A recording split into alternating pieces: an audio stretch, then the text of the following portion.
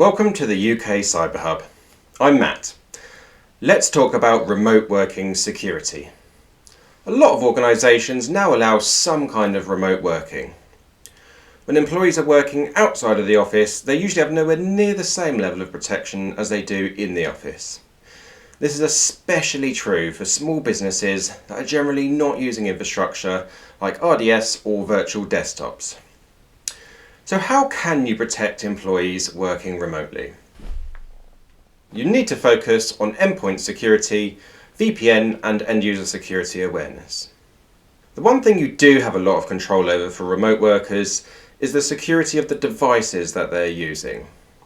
Any computer or mobile device used by employees should be company managed. As a minimum, you should have anti-malware software. This helps prevent employees from downloading or executing malicious files from the internet. A software firewall enabled on all computers. This could be Windows Firewall, which is included with Windows, or it could be a feature of your anti-malware software.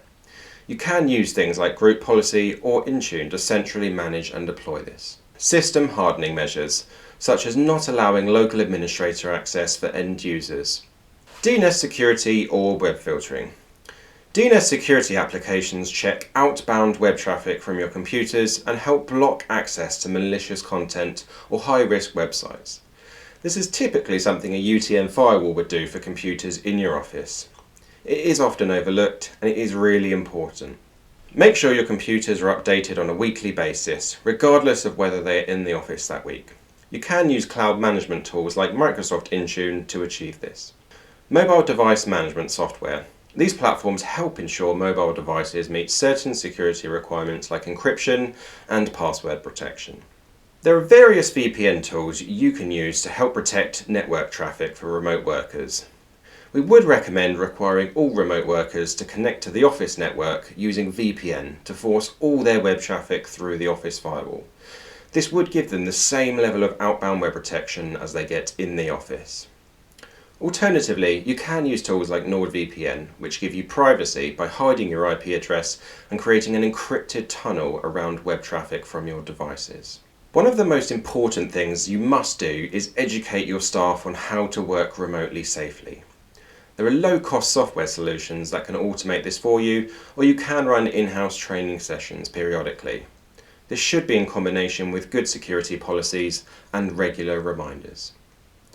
The kind of topics you should cover are never leaving your workstation unlocked when unattended, even at home. Never leaving your laptop unattended in a public place. Avoiding taking confidential documents out of the office, and where this is essential, keep them secured at all times and return them to the office for secure disposal when you are finished. Be aware of shoulder surfing or eavesdropping.